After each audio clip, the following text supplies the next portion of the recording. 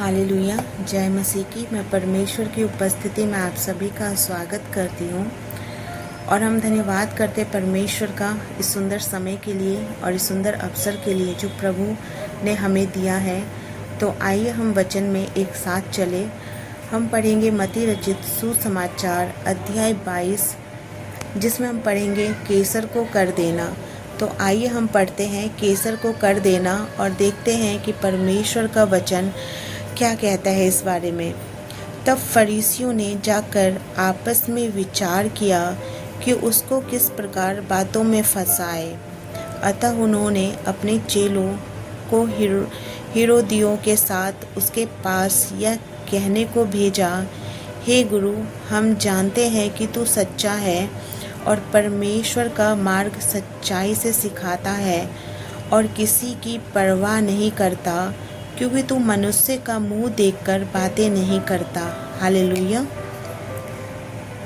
इसलिए हमें बता, तू क्या सोचता है, केसर को कर देना उचित है कि नहीं?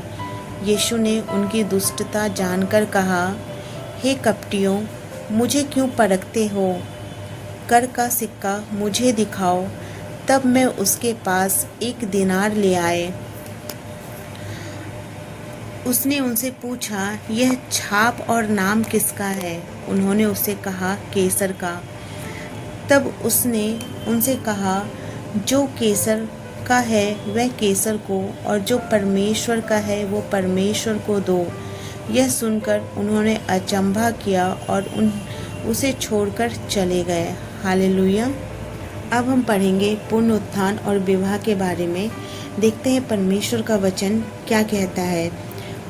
उसी दिन सदूकी जो कहते हैं कि मरे हुओं का पुनरुत्थान है ही नहीं, उसके पास आए और उससे पूछा, हे गुरु, मूसा ने कहा था कि यदि कोई पुरुष बिना संतान मर जाए तो उसका भाई उसकी पत्नी से विवाह करके अपने भाई के लिए वंश उत्पन्न करे।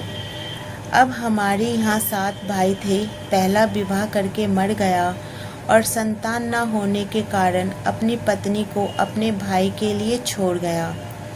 इसी प्रकार दूसरे और तीसरे ने भी किया और 7 तक यही हुआ। सबके बाद वह स्त्री भी मर गई। अतः जी उठने पर वह उन 7 में से किसकी पत्नी होगी, क्योंकि वह सबकी पत्नी हो चुकी थी। यीशु ने उन्हें उत्तर दिया, तुम पवित्र शास्त्र और परमेश्वर की सामर्थ्य नहीं जानते, इस कारण भूल में पड़े हो। क्योंकि जी उठने पर वे ना विवाह करेंगे और ना विवाह में दिए जाएंगे, परंतु स्वर्ग में परमेश्वर के दूतों के समान होंगे। हालेलुया। परंतु मरे हुओं के जी उठने के विषय में क्या तुमने यह वचन नहीं पढ़ा जो परमेश्वर ने तुमसे कहा, मैं अब्राहम का परमेश्वर और इसहाक का परमेश्वर और याकूब का परमेश्वर हूँ।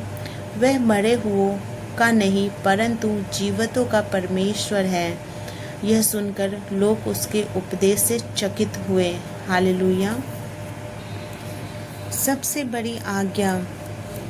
जब फरीसियों ने सुना कि यीशु ने सदूकियों का मुंह बंद कर दिया, तो वे इकट्ठा हुए। उनमें से एक व्यवस्थापक ने उसे परखने के लिए उससे पूछा, हे गुरु, व्यवस्था में कौन सी आज्ञा बड़ी है? उसने उससे कहा, तू परमेश्वर अपने प्रभु से अपने सारे मन और अपने सारे प्राण और अपनी सारी बुद्धि के साथ प्रेम रख। बड़ी और मुख्य आज्ञा तो यही है। हालेलुया। और उसी के समान यह दूसरी भी है कि तू अपने पड़ोसी से अपने समान प्रेम रख।